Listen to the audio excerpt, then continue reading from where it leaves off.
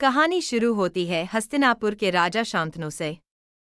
उनके पुत्र देवव्रत ने अपने पिता की खुशी के लिए आजीवन ब्रह्मचारी रहने और सिंहासन न लेने की भीष्म प्रतिज्ञा की। इसी त्याग के कारण उन्हें भीष्म कहा गया। आगे चलकर कुरुवंश में दो भाई हुए, धृतराष्ट्र जो अंधे थे और पांडव और कौरव का जन्म धृतराष्ट्र के 100 पुत्र हुए, जिन्हें कौरव कहा गया। दुर्योधन सबसे बड़ा था। पांडु के 5 पुत्र हुए, जिन्हें पांडव कहा गया। युधिष्ठिर, भीम, अर्जुन, नकुल और सहदेव। पांडु की मृत्यु के बाद पांडव हस्तिनापुर आ गए। बचपन से ही दुर्योधन के मन में पांडवों के प्रति ईर्ष्या थी, विशेषकर भीम की शक्ति और अर्जुन की धनुर्विद्या को लेकर।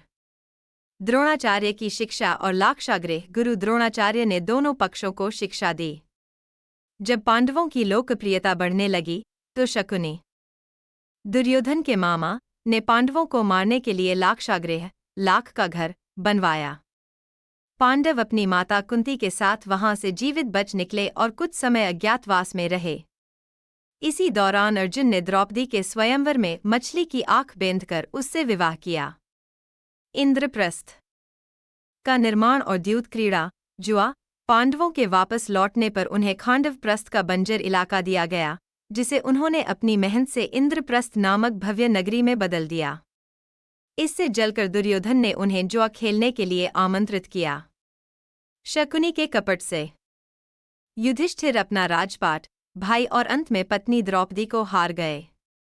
भरी सभा में द्रौपदी का अपमान, चीरहरण हुआ, जहां भगवान श्री कृष्ण ने उनकी लाज बचाई। परिणामस्वरूप पांडवों को 12 वर्ष का वनवास और वर्ष का अज्ञातवास मिला। शांति प्रस्ताव और कुरुक्षेत्र का युद्ध। वनवास पूरा करने के बाद जब पांडवों ने अपना आधा राज्य या केवल 5 गांव मांगा, तो दुर्योधन ने सुई की नोक बराबर जमीन देने से भी मना कर दिया। श्री कृष्ण शांति दूत बनकर गए, पर दुर्योधन ने उन्हें ही बंदी बनाने की कोशिश की। अंततः युद्ध निश्चित हुआ। गीता का उपदेश। युद्ध के मैदान में जब अर्जुन अपनों को सामने देखकर विचलित हुए, तब श्री कृष्ण ने उन्हें श्रीमद्भगवद्गीता का ज्ञान दिया। उन्होंने बताया कि आत्मा अजरमर है और कर्म करना ही मनुष्य का धर्म है। 18 दिनों का महायुद्ध कुरुक्षेत्र के मैदान में 18 दिनों तक भयंकर युद्ध चला। भीष्म पितामह 10 दिनों तक सेनापति रहे। फिर शिखंडी की मदद से अर्जुन ने उन्हें शरशय्या पर सुला दिया। अभिमन्यु का वध। चक्रव्यूह में अर्जुन के पुत्र अभिमन्यु ने वीरता दिखाई पर छल से मारे गए। द्रोण और कर्ण, पांडवों ने नैतिकता और रणनीति के साथ बड़े बड़े योद्धाओं का अंत किया। अंतिम युद्ध। भीम ने दुर्योधन की जंघा तोड़कर उसका वध किया। युद्ध के बाद और महाप्रस्थान युद्ध के अंत में पांडवों की विजय हुई, लेकिन उन्होंने अपने लगभग सभी सगे संबंधियों को खो दिया।